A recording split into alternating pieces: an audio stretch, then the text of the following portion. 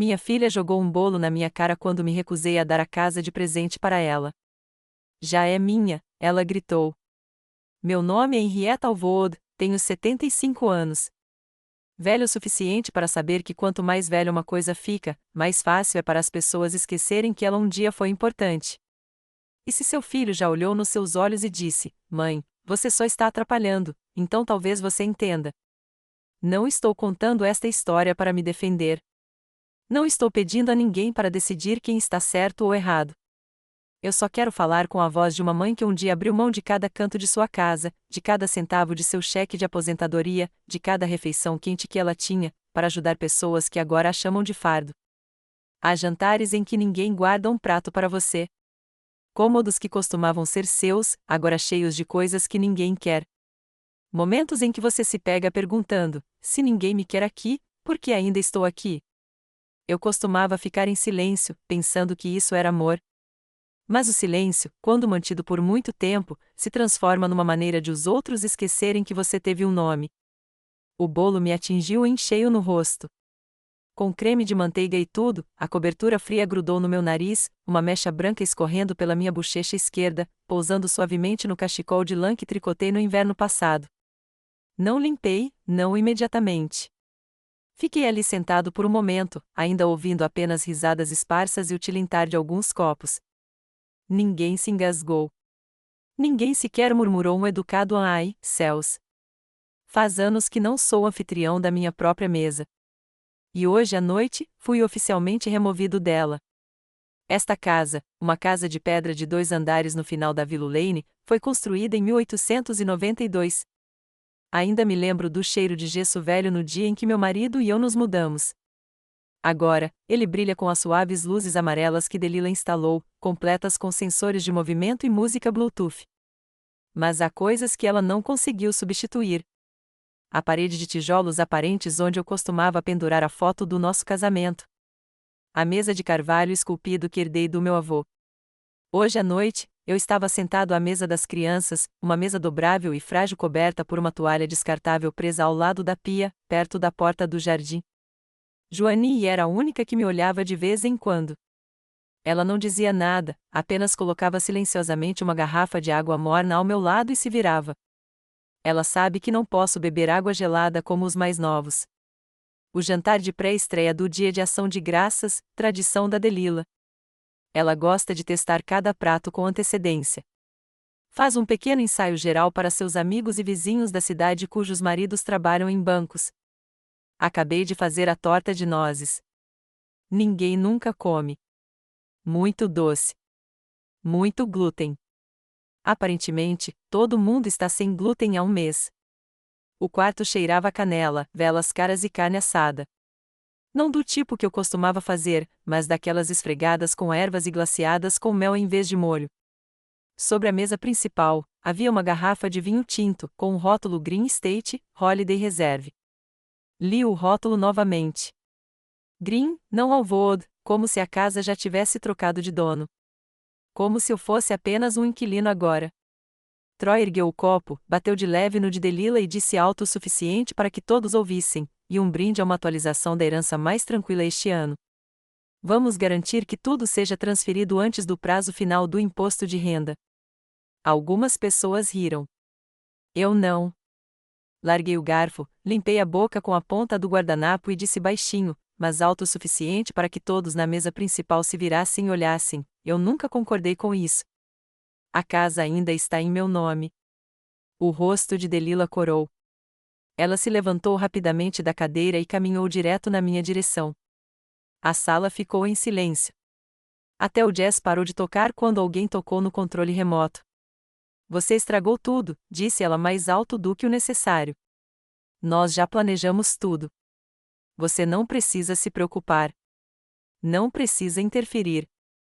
Antes que eu pudesse falar, o bolo, aquele que eu tinha feito, foi jogado bem na minha cara. Não senti dor, só frio.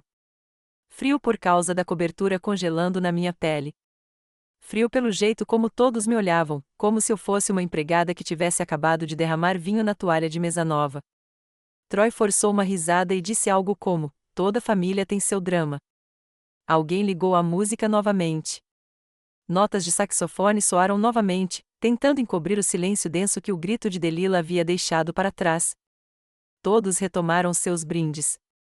Alguns convidados entraram na sala ao lado, resmungando algo sobre verificar o estoque de vinhos para as festas de fim de ano. Delila ficou paralisada, com as duas mãos ainda cobertas de glacê. Ninguém me entregou um guardanapo. Peguei meu próprio cachecol e sequei o rosto lentamente. Eu não chorei. Lágrimas são algo que aprendi a conter há muito tempo. Na primeira vez em que Delila me pediu para não ir à reunião de pais e professores porque ela disse que eu a fazia parecer mal. Levantei-me. Ninguém me impediu. A cadeira rangeu suavemente ao raspar o chão de madeira. Tirei um lenço de papel do bolso do casaco e limpei o açúcar grudento do queixo. Não disse uma palavra, não olhei para ninguém. Joanie se afastou silenciosamente. Ela não me tocou, não falou, mas seus olhos diziam algo. Algo que ela talvez nunca tivesse coragem de dizer em voz alta. Caminhei pelo corredor, o mesmo onde pendurei os desenhos de infância de Delila. Mais tarde, as das minhas netas. Agora, só fotos do casamento. Delila e Troy. Cada moldura gravada com os verdes. Um legado começa. Um legado. E ainda assim ninguém diz o nome de quem o construiu. Antes de chegar à porta, virei-me uma última vez. Ninguém olhou para cima. Eles já estavam de volta ao assado, ao vinho, às luzes suaves e ao riso artificial. Vi as costas da Delila, seu cabelo cacheado, o vestido de veludo vermelho que passei para ela esta manhã. Ela disse que a cintura estava amassada. A porta se abriu. O ar frio me acordou com um tapa no rosto. Senti o cheiro de neve e pinho molhado do quintal. Fechei a porta lentamente, sem pressa, como se estivesse saindo para uma caminhada. Mas eu sabia que cada passo que eu dava naquela varanda de pedra, cada pisada no caminho coberto de neve, era eu me afastando de um papel que eu havia desempenhado por muito tempo. Ninguém me chamou. A porta se fechou atrás de mim e, pela primeira vez, ninguém veio correndo. Eu nem tinha tirado o casaco quando ouvi meu nome. Não num tom carinhoso, fiquei paralisada. Uma das mãos agarrou a gola do meu cachecol. Minha respiração ficou suspensa no ar frio enquanto vozes ecoavam pelo corredor. As cortinas pesadas cobriam as janelas, mas as paredes não eram grossas o suficiente para bloquear o tipo de sussurro que deveria ser ouvido. A voz de Delila veio primeiro. Firme, áspera, como a corda de um arco esticado. Depois, a de Troy, mais grave, mas não menos firme. Pareciam duas pessoas esboçando um plano, e eu era a nota de rodapé no final. Henrietta não vai resistir. Sua mãe não é mais a mesma, disse Troy com uma certeza que me arrepiou. Eu sei, suspirou Delila. Coloquei os papéis na gaveta do escritório. Assim que ela assinar, está feito. Encostei-me na parede fria. Este costumava ser o escritório do meu marido. Agora é meu quarto. Falavam de mim como se eu já tivesse partido. Como se eu não tivesse esfregado cada tijolo desta casa com minhas mãos rachadas de inverno. Como se as memórias que pendurei nessas paredes, o bordado de outono, a foto desbotada do casamento, fossem apenas objetos em uma transação legal pendente. Sentei-me na beira da cama, com os olhos fixos na lareira. O fogo ainda queimava lá dentro, mas não conseguia aquecer o que ardia em mim agora. Minhas mãos tremiam, não de raiva, mas de uma dor mais profunda. Peguei o caderno que sempre guardava perto do abajur. As páginas estavam amareladas, os cantos roídos por ratos. Minha letra tremia, mas a mensagem era clara. Estão tentando me colocar em um asilo. Tem um documento de transferência. Não assine nada. Encarei as palavras como se estivesse olhando para um espelho. Então, como se a memória me alcançasse por conta própria, peguei o telefone. Rosalie Meyers. O nome dela ainda estava nos meus contatos, mesmo depois de todos esses anos. Um advogado aposentado, um velho amigo, a única pessoa que esteve ao meu lado durante a audiência após a morte do meu marido. Quando o banco veio tomar a casa por causa da dívida do hospital, ela nunca tirou $1 de mim, apenas disse: se precisar de mim, ligue.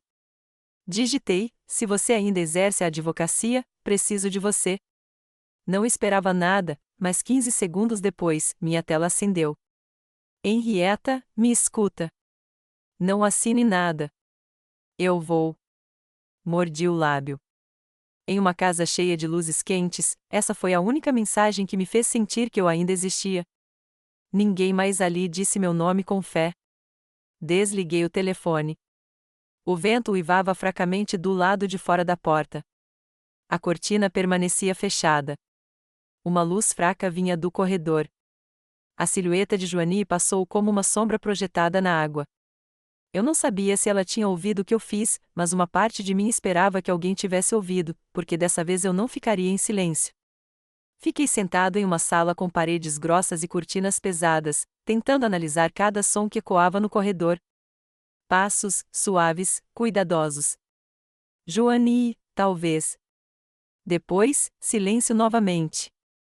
A lareira exalava suavemente, seu calor irregular em minhas pernas trêmulas sob o cobertor de lã. Alguns momentos depois, a voz de Troy retornou, calma, quase alegre. Precisamos que ela assine antes de 1º de dezembro. Assim, tudo estará finalizado antes do fim do ano fiscal. Falei com o escritório de Ainsley. Eles podem registrar isso como um fundo de benefício familiar. Está limpo. Ela não quer assinar, interrompeu Delilah. Ela não é burra. Ela só é velha. Então seguimos o protocolo, disse Troy. Agendamos uma avaliação de saúde mental. Obtemos o atestado médico. Declaramos que ela é legalmente incompetente. Muitas famílias fazem isso. Um arrepio frio percorreu minha espinha. Eu era enfermeira. Eu conhecia aqueles procedimentos. Eu sabia como as pessoas podiam tirar os direitos de alguém com papelada, com palavras estéreis, com assinaturas precisas em formulários oficiais. E eu sabia que se ninguém se opusesse, tudo seria feito para o bem deles. Levantei-me lentamente.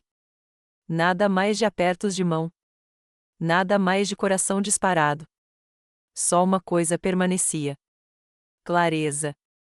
O caderno ainda estava aberto sobre a mesa. Arranquei a página, dobrei-a ao meio e guardei-a no bolso do casaco. Então, peguei a caneta novamente e escrevi mais uma linha. Eles planejam usar o fundo de benefícios familiares para assumir o controle. Precisa de atestado médico. Marque qual médico assina. Quando olhei para baixo, notei uma mancha de glacê ainda na ponta do meu sapato e um pouco de manteiga na barra do meu suéter.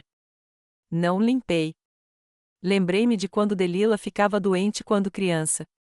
De como eu me sentava ao lado da cama dela e ouvia sua respiração. Como cancelei turnos para ficar em casa por 3 noites seguidas. E agora ela planejava me internar em um centro de cuidados especiais porque eu não estava mais bem. Nunca tinha visto as coisas tão claramente. O telefone vibrou. Outra mensagem de Rosalind. Estarei lá na manhã do dia 24. Não conte a ninguém. Se perguntarem, diga apenas: preciso de mais tempo para pensar.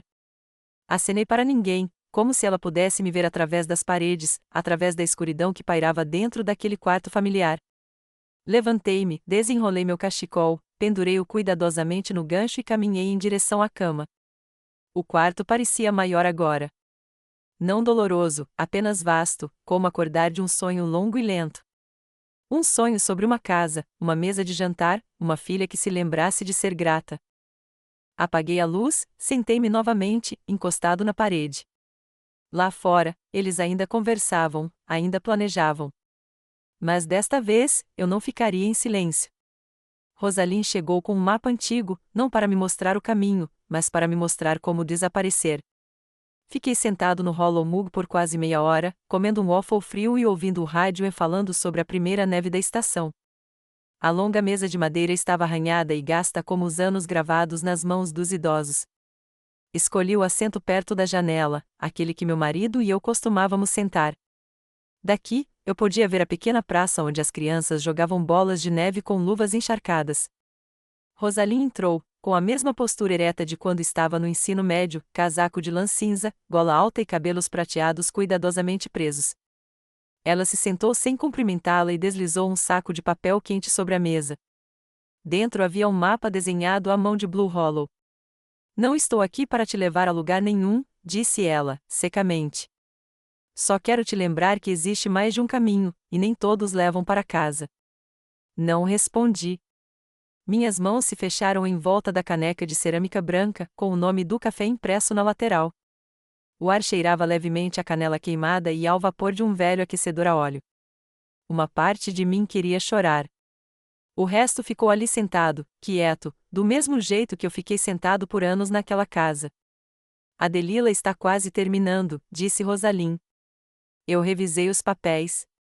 É o modelo padrão. Só falta a sua assinatura e uma avaliação psicológica. Meu palpite é que eles vão começar a pressionar provavelmente logo depois do Dia de Ação de Graças. Assenti. Encontrei uma cópia. Troy a deixou na gaveta da escrivaninha. Achei que sim. Rosalim pegou o celular. Entrei em contato com alguém. Silas Grant, investigador particular. Trabalhava com o promotor público. Um pouco grosseiro, mas completo. Ele pode ajudar. Vigilância, gravações, fotos, o que for preciso. Olhei pela janela. A neve caía lentamente, pequenos flocos brancos voando para os lados, pousando nos bancos como bilhetes não escritos. Uma gravação será suficiente? Perguntei. Se você tocar direito. Eu não ri. Porque eu sabia tocar. Passei a maior parte da minha vida calada sobre as coisas que eu deveria ter gritado. A porta do café se abriu novamente. Joanie entrou, casaco azul marinho e cabelo preso num coque frouxo. Ela olhou em volta, cruzou o olhar comigo e caminhou lentamente. Bom dia, disse ela, virando-se para Rosalim. Espero não estar interrompendo. Rosalim assentiu apenas uma vez, avaliando. Joanie colocou um pequeno saco de papel no balcão. Parei para comprar alguns doces para meus primos. Mas acho que devo dizer alguma coisa. Ela sentou-se ao meu lado, com as mãos cuidadosamente cruzadas no colo. Ontem à noite, ouvi parte de uma conversa. Não o suficiente para entender tudo, mas o suficiente para saber que você não fazia parte do plano. Encontrei seu olhar. Sem raiva, sem perguntas, ela continuou. No aniversário do meu filho, ano passado, você mandou um bolo e um cartão escrito à mão. Ninguém na minha família jamais foi tratado assim. Eu me lembro. Minha garganta apertou, mas não de dor. Pela primeira vez em muito tempo, alguém se lembrou de algo pequeno e disse isso com sinceridade. Joanie, disse Rosalim gentilmente, se você realmente quer ajudar, precisamos de uma testemunha. Alguém que viu e se lembra de tudo. Joanie assentiu. Eu vou ficar. Não entendo muito de direito, mas sei o que é certo e o que é errado. Virei-me para Rosalim. Se eu tiver que atuar, atuarei, mas desta vez deixarei que escrevam um roteiro, e depois eles se conformarão. Rosalim não respondeu. Apenas tirou o mapa antigo do saco de papel e o colocou delicadamente sobre a mesa. As ruas mudaram de nome, algumas casas também, mas a marca vermelha no canto oeste ainda estava lá. O lugar que costumava ser a creche da Delila. Costumávamos matar aula aqui, disse Rosalim. Sorri. Agora estou pulando a minha própria vida. Ficamos sentados por mais um tempo, quase sem falar. Cada um de nós perseguindo os próprios pensamentos. Tracei as linhas de tinta desbotadas no mapa, uma pequena cidade que eu pensava não ter mais segredos. Mas ainda havia cantos que eu não visitava há anos, lugares onde eu realmente era eu mesmo. Rosalim dobrou o mapa e sussurrou, ficarei em Blue Hollow até isso acabar. Assenti como se isso fosse natural. Ninguém fica por aqui durante o inverno, a menos que seja por algo mais profundo do que lealdade. Pela verdade. O telefone dela vibrou. Uma mensagem. Ela me passou. Silas Grant. Precisamos de um empurrãozinho, de um jantar. Uma palavra errada. Parei, mas então me lembrei. Delila tinha dito que organizaria o verdadeiro jantar de ação de graças no dia 24. A pré-estreia era só para amigos, o que significava mais uma reunião, uma última chance. Pensei na maneira como Delila tinha me olhado ultimamente, como se eu fosse uma toalha de mesa velha, imprópria para a mesa principal. Eu costumava ignorar isso, mas agora eu me colocava exatamente onde eles não podiam mais fingir que não viam o que estavam fazendo. Joanie se levantou como se estivesse se lembrando de algo. Se precisar de mim, disse ela, posso fingir que não sei de nada, mas estarei de olho. Estou sempre na cozinha. Ninguém presta atenção em quem está servindo bebidas ou limpando pratos. Eu me lembro de tudo. Eu não sabia como responder, então lancei-lhe um olhar longo e firme. Joanie assentiu uma vez e saiu do café. Observei sua figura através do vidro e de repente pensei em minha mãe, a mulher quieta que viveu ao meu lado a vida toda e que ninguém nunca realmente notou. Pessoas assim. Elas são a memória de uma casa. Rosalind se aproximou, com a voz mais baixa. Henrietta, se você vai entrar nesse jogo, vai precisar de uma coisa. O que é isso? Paciência. Eu sorri. Não um sorriso triste, mas o tipo de sorriso que só quem já perdeu muito sabe usar. Paciência, eu disse. Tenho bastante. O que me falta é um motivo para usá-la. Ela colocou a mão de leve sobre a minha. Um pequeno gesto, mas que me trouxe de volta uma enxurrada de lembranças dos sanduíches de pasta de amendoim compartilhados no canto silencioso dos fundos da biblioteca da escola. Verifiquei as horas, 9h27. Lá fora, a neve continuava caindo. Nesta cidade, as pessoas passavam pela vida umas das outras como pegadas que desaparecem em minutos. Mas desta vez, eu deixaria uma marca. Tomei um gole de café frio e observei a neve pela janela. Eles vão escorregar. Tudo o que preciso fazer é estar lá quando isso acontecer. Arrumamos a mesa com maestria. Porque o jantar desta noite não era só sobre comer. Era sobre dar as cartas. Peguei a toalha de linho do velho baú de cedro, com bordas marfim costuradas à mão, um presente de casamento da minha mãe em 1953. Eu costumava pensar que só usaria em ocasiões especiais, e esta noite foi uma delas. Não por amor, mas para pôr fim a uma ilusão. Escolhi a porcelana velha, o conjunto azul e branco, a última coisa que Delila não tinha jogado fora ou substituído por algo mais brilhante. Eu poli cada prato, cada garfo. Não para eles, para mim. Eu queria que a apresentação daquela noite fosse completa. Joanie estava na cozinha, esperando, quieta como um soldado. Não falei muito. Ela entendeu.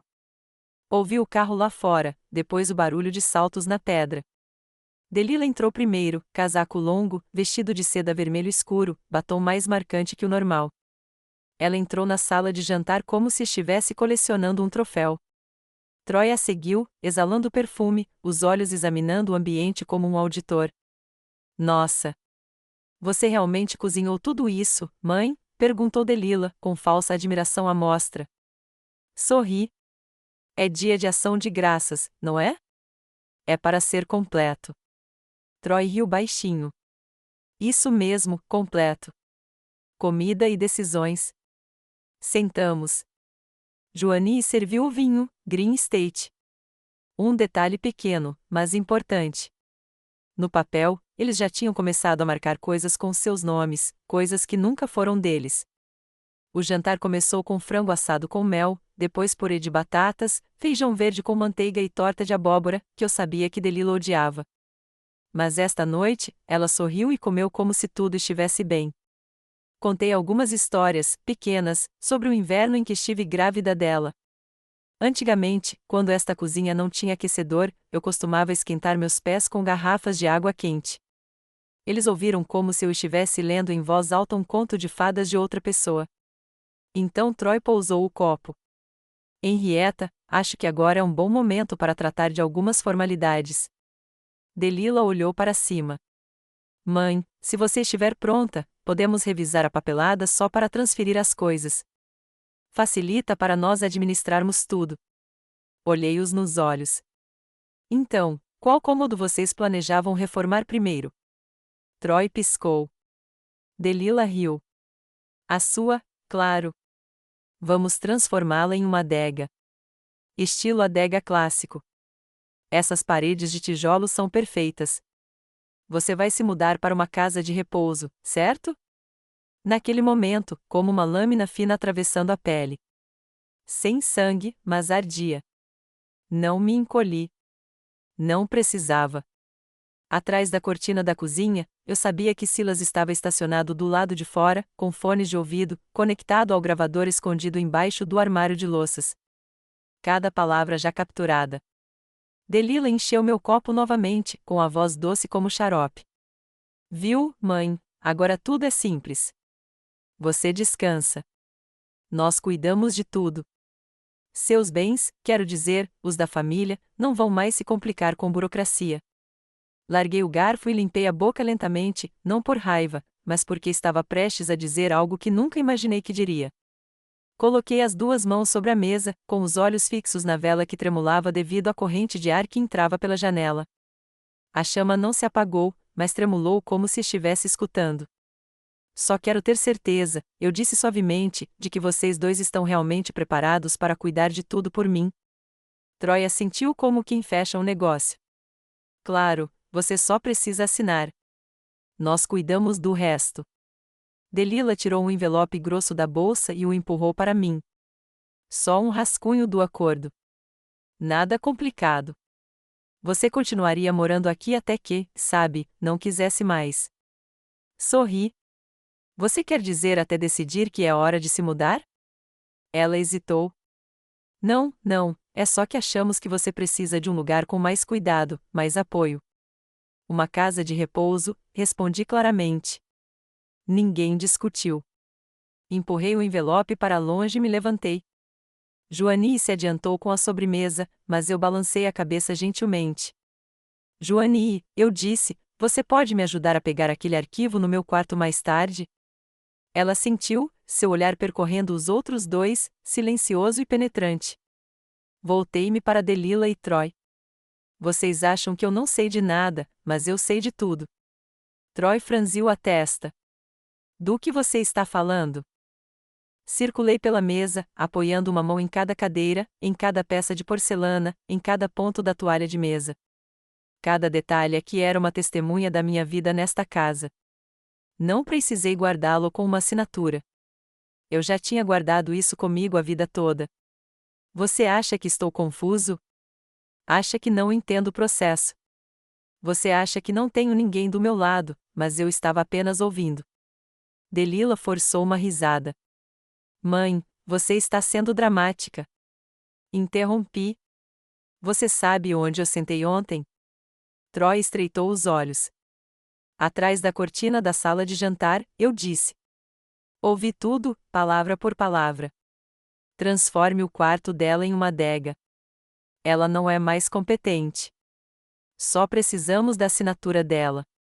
O ar ficou mais denso. Sentei-me novamente e servi mais vinho. E hoje à noite, você repetiu tudo isso voluntariamente. Troy se levantou. Você nos gravou? Não respondi. Joanie deu um passo à frente, com a bandeja na mão. Ela colocou uma fatia de torta de nozes na minha frente, uma sobremesa que eu não tinha feito hoje. Em cima, havia um pedaço de papel dobrado. Abriu e viu uma transcrição das palavras deles, gravada por Silas e entregue por Joanie. Sem alarde. Olhei para cima e encontrei o olhar de Troy. Eu não gravei você, mas conheço alguém que pode. Delila empalideceu. Você não tem permissão legal. Olhei para ela. Pergunte a Rosaline. Ela ainda está com os originais. Registrados em cartório. Sem assinatura. Troy desabou na cadeira. Delila olhou para ele, em pânico.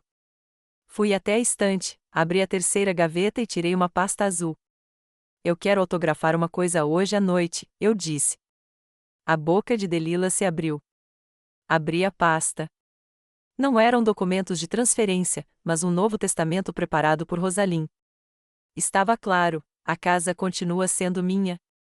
Nenhuma decisão legal poderia ser tomada sem minha assinatura e uma testemunha independente. Coloquei-o no centro da mesa e olhei para eles. Nenhuma raiva, nenhuma tristeza, apenas clareza. Finalmente dispostos entre frios, uma toalha de mesa vintage e pratos herdados que eles achavam que já eram seus. Servi-me de mais vinho e sorri. Ótimo! Então vamos assinar alguma coisa hoje à noite. Trouxe um conjunto diferente de papéis. Alguns testamentos não transmitem posses. Transmitem o despertar. Manhã de ação de graças. A luz pálida do sol filtrava-se pelas janelas da frente, lançando longos raios no piso de madeira escura da sala de estar. Sentei-me na velha cadeira perto da lareira, meu suéter bege ainda com um leve cheiro de naftalina. Aquele cheiro de quando Delila ainda era pequena, aninhada em meus braços, chorando de frio.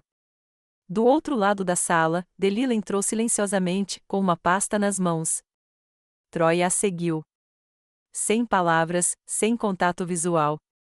Acharam que eu assinaria. Ainda acreditava que era a mesma velha mãe, com medo de conflitos, sempre cedendo, sempre recuando. Rosaline havia chegado mais cedo. Sentou-se em silêncio num canto distante.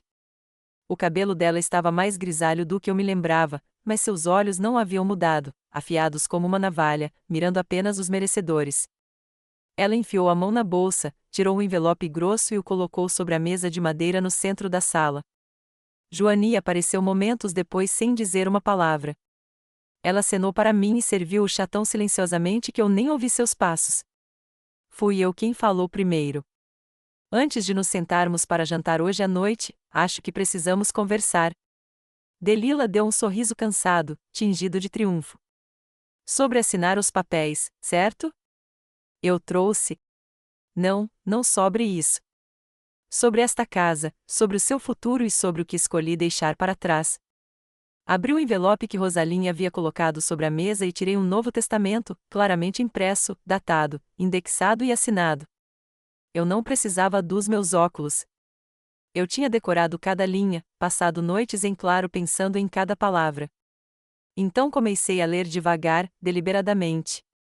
Eu, Henrietta Alvord, em sã consciência, declaro que a casa localizada em Hollow Pine Drive, 12, não será passada a nenhum membro da família.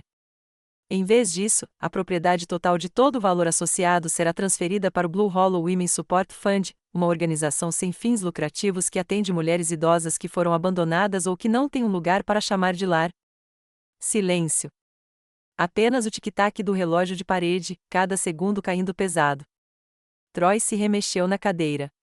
Delila ficou paralisada. Eu continuei.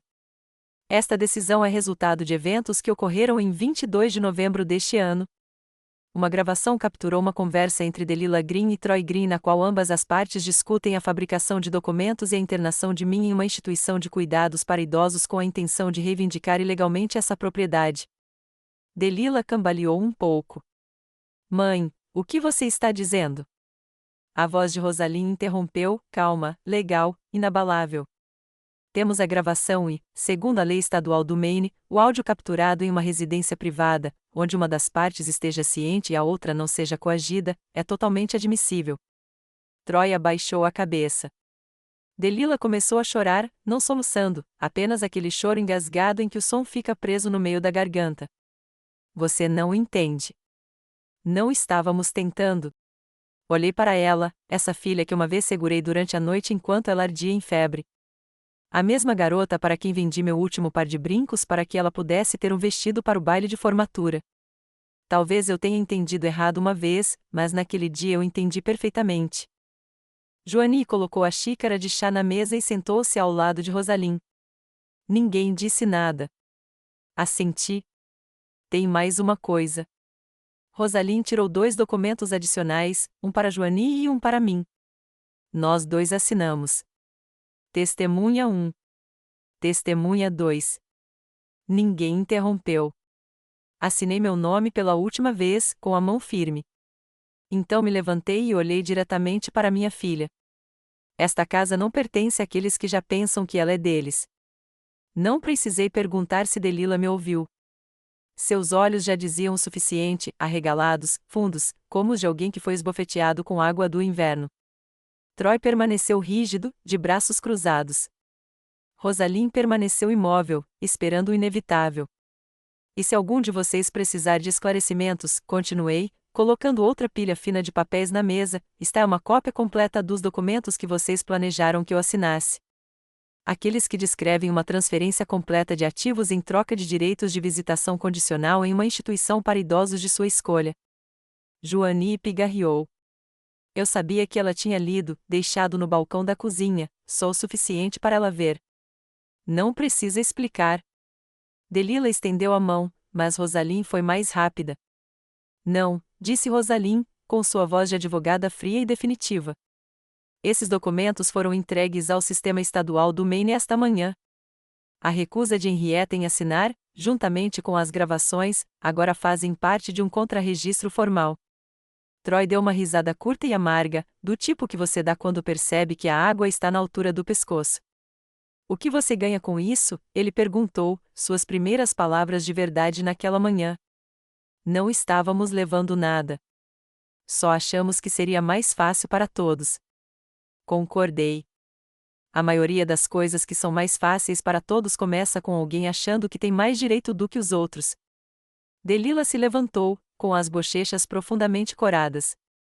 Ela olhou ao redor da sala e depois para a foto do avô, aquela que eu guardava emoldurada em carvalho e pendurada no canto mais iluminado. Ele era advogado, eu disse, sem olhar para ela. E ele acreditava numa coisa: uma casa não é algo que se pode roubar para entrar. Observei Delila piscar rapidamente. Raiva, medo, ou talvez fosse a primeira vez que ela percebeu que algumas mães não ficam em silêncio para sempre. Não disse mais nada. Em vez disso, tirei uma caneta do bolso do casaco, o mesmo casaco bege que eu usava no dia em que segurei Delila pela primeira vez. Minhas costas eram mais fortes naquela época, minhas mãos imaculadas. Ela era pequena, macia, como massa ainda não assada.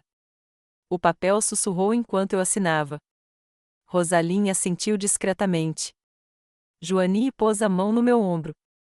Ela não falou nada. Não precisava. Ela tinha testemunhado mais do que uma assinatura. Fiquei de pé mais uma vez, com os olhos ainda fixos na minha filha. Um lar, eu disse, cada palavra clara, não pertence àqueles que já acreditam que o possuem. Eles partiram sem levar nada além da imagem deles mesmos refletida nos olhos um do outro. Não houve nenhuma porta batendo, apenas uma ausência, longa, silenciosa e ainda quente pelo que acabará de ser dito. Fiquei na cozinha, com a mão ainda apoiada na alça da chaleira. A água ainda estava morna. Ninguém se despediu. Ninguém se desculpou. Ninguém perguntou se eu estava bem. Mas, pela primeira vez, isso não atrapalhou. A cozinha estava exatamente como na noite anterior. A velha toalha de mesa estava cuidadosamente dobrada e colocada sobre a cadeira, a mesma que eu usava desde o nosso casamento. Cada mancha de vinho tinto, cada borda desfiada. Lembrei-me de lavá-la à mão no inverno porque não confiava na máquina para lavar o linho costurado à mão da minha mãe. Eu havia usado tantas vezes em jantares de família. Desta vez, ele foi usado para revelar a verdade. Dobrei-o lentamente, alisando cada vinco. Sem pressa, sem arrependimento. Na parede, o retrato do avô de Delila ainda estava pendurado. Ele usava um terno escuro, olhava diretamente para a câmera com um olhar firme e límpido. Ele passou a vida praticando o direito. Ensinou-me a escrever com clareza, a assinar com firmeza e a nunca recuar quando a verdade é sua. Nunca pensei que precisaria dessas lições nesta fase da minha vida. O tilintar da porcelana me tirou dos meus pensamentos. Joanie estava tirando o chá. Essa garota trabalhava na minha casa desde os seus 20 e poucos anos. Depois do primeiro divórcio, nunca pedi muita coisa, apenas deixei que ela ficasse e levasse o filho com ela. Naquele ano, ele não tinha bolo de aniversário, então fiz um, de maçã, simples. Ele sorriu o dia todo. Hoje, Joanie serviu outra torta de maçã, mais refinada, mais perfumada. Mas a canela tinha o mesmo cheiro. Segui a receita que você me deu, disse ela, colocando a faca ao lado. Ainda está quente. Por favor, coma. Assenti. Sem palavras. A gratidão nem sempre precisa ser expressa. Rosalie entrou, segurando uma pasta de couro. Ela não estava mais vestida como advogada, apenas com um longo casaco marrom de lã e um cachecol enrolado frouxamente. Mas ela ainda carregava o tipo de presença que poderia silenciar uma sala inteira com apenas um olhar. Aqui está o seu exemplar, disse ela, colocando-o sobre a mesa. Então, sentando-se ao meu lado, disse: está tudo pronto. O fundo será anunciado depois do Dia de Ação de Graças. Eles não podem mais mexer na casa. Retirei a borda da pasta. Papel é sempre frio, sempre seco. Mas hoje trazia o calor da liberdade. Não sei como eles vão reagir a longo prazo, eu disse, ainda olhando pela janela. Mas pelo menos agora eles sabem. Eles sabem que eu não sou apenas uma sombra velha que desiste de tudo por uma afeição fingida. Rosalie não respondeu. Ela sabia. Algumas verdades não precisam de conforto, apenas de companhia. Lá fora, no quintal, a neve acumulava-se no banco de pedra. O casaco que lavei ontem ainda estava pendurado no varal, agora brilhando levemente dourado no crepúsculo. Uma brisa soprou pela porta, puxando suavemente o sino dos ventos. Cada sino soava como se estivesse contando os dias em que eu havia permanecido em silêncio naquela mesma casa. Joanie serviu mais chá. Você já pensou em ir a algum lugar? Perguntou ela, tomando cuidado para não quebrar o silêncio. Sorri. Ainda não, mas talvez eu comece a dar uma aula de confeitaria. Há muitas mulheres mais velhas na cidade. Muitas delas moram sozinhas. Talvez precisem de um lugar para recomeçar. Como eu. Joanie assentiu, com o olhar suavizando. Acho que muitos virão. Eu não tinha certeza, mas sabia que uma pessoa apareceria naquela mesa. Eu. Tirei meu caderno da gaveta, aquele velho caderno marrom com couro desfiado e cuja lombada mal se sustentava. Cada página continha um pedaço da vida, mas eu nunca havia escrito para mim mesma. Apenas listas de compras, o calendário de vacinas da Delila, a receita favorita de canja de galinha do Troy. Todas as notas são para outra pessoa. Virei para a última página. Pela primeira vez, escrevi uma frase que não era para ninguém, só para mim. Meu nome é Henrietta Alvord e ainda tenho forças para começar de novo. Inspirei fundo. O ar carregava canela, Earl Grey e algo claro, como se a pressão no meu peito tivesse acabado de ser aliviada. Rosalie se levantou, ajeitando o casaco. Preciso sair. Ainda tenho alguns arquivos para terminar. Mas se precisar de mim, ligue. Ela não sorriu, mas seus olhos fizeram uma promessa. Obrigada por não se esquecer de mim, eu disse. Nós nunca nos separamos de verdade, ela respondeu. Apenas nos revezamos em silêncio. Então ela foi embora como o vento, mas eu sabia. Alguém que realmente me conhecia tinha escolhido ficar. Joanie arrumou a mesa, mas deixou 2 fatias de torta. Esta é para você ficar, disse ela. O corte da primeira vez e o corte para o novo começo. Então ela também escapou. Não precisava de mais palavras. A cozinha estava silenciosa novamente. Mas não parecia vazia. Abri a geladeira, algumas maçãs vermelhas, com casca firme e brilhante. Talvez amanhã eu experimente uma receita nova. Talvez eu escreva um panfleto, prenda-o no ponto de ônibus, na biblioteca. Um convite para mulheres que não foram convidadas a sentar, tomar chá e rir de uma torta que rachou no forno. Não vou deixar esta casa para Dalila, mas sim para aqueles que entendem o valor da presença, começando por mim. Saí para a varanda dos fundos. A neve havia derretido um pouco, deixando manchas brilhantes sob a luz fraca. Toquei o casaco na corda, lã áspera, mas resistente, bege com um tom dourado. O mesmo que usei quando carreguei Delila para o sol pela primeira vez. E agora ele continua aqui, assim como eu. Virei-me e olhei pela janela. A cozinha, um lugar de risos, de lágrimas e de um longo e doloroso silêncio, não era mais uma lembrança que eu temia. Foi um começo, não para eles, mas para mim. Abri a porta. O frio roçou minha bochecha, sem ser cortante, apenas um lembrete gentil de que uma nova estação havia chegado. Entrei na varanda e abri a porta, como se esperasse um novo hóspede, ou talvez uma nova versão de mim mesmo. Alguns jantares não terminam com um brinde, mas com o clique silencioso de uma porta se fechando atrás daquele que um dia manteve o fogo aceso naquela casa. Henrietta certa vez cedeu, deu um passo para o lado, ficou em silêncio, apenas para ser recebida com um olhar de desprezo na própria cozinha que ela ajudou a construir com as próprias mãos. Mas então ela percebeu que, quando você dá e se esquece de si mesmo no processo, chega um dia em que sua presença é tratada como algo que pode ser substituído. Como uma velha toalha de mesa, que absorveu lágrimas e risos, desbotou e foi dobrada sem pensar duas vezes. Henrietta não escolheu vingança. Ela escolheu resistir. Ela assinou um testamento que não deixou nenhuma riqueza, apenas o valor de uma vida bem vivida. E se essa história fez você parar por um momento, pense na mulher que um dia fazia chá para todos todas as manhãs, em silêncio. E se você tiver a sorte de ainda tê-la, não deixe que ela seja a única a abrir a porta sozinha.